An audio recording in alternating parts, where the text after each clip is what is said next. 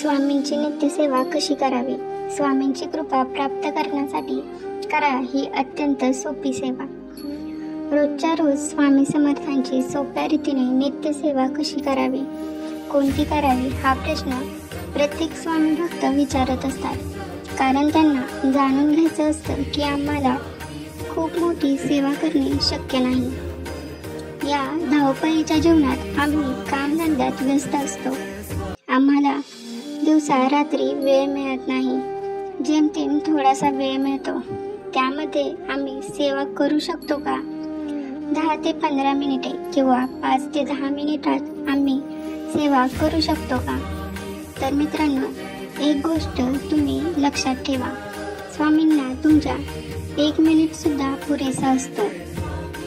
फक्त तो मनोभावाने आणि विश्वासाने आपण त्या एका 1 मिनिटात सेवा करायला हवी.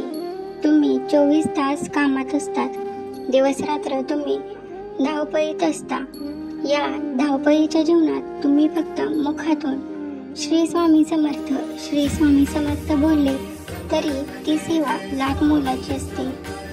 परंतु मित्रांनो, या व्हिडिओमध्ये आम्ही तुम्हाला घरच्या घरी करता येईल अशी सोपी आणि सरळ सेवा सांगणार आहे. त्यामध्ये कोणताही जास्त टाइम तुमचा व्यस्त होणार नाही. तर मित्रांनो, रोजच्या रोज तुमच्या धावपळीच्या जीवनात सकाळ किंवा संध्याकाळ एक वेळ ठरवून तुम्ही सेवा दररोज करायला सुरुवात करा. आता या सेवेमध्ये तुम्हाला काय करायचं आहे? तर मित्रांनो, या सेवेमध्ये तुम्हाला फक्त 2 गोष्टी करायच्या आहेत. त्या म्हणजेच 11 माळी श्री स्वामी समर्थ जप. या क्रमांकाला खूप कमी वेळ लागतो.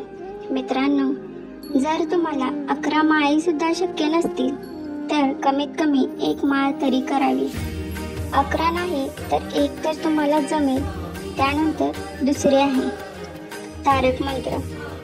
1 वेळा बोलावा. बस, तुम्हाला 2 कामं करायची आहेत. श्री स्वामी समर्थ जप 11 माळी किंवा 1 माळ आणि तारक मंत्र 1 वेळेस.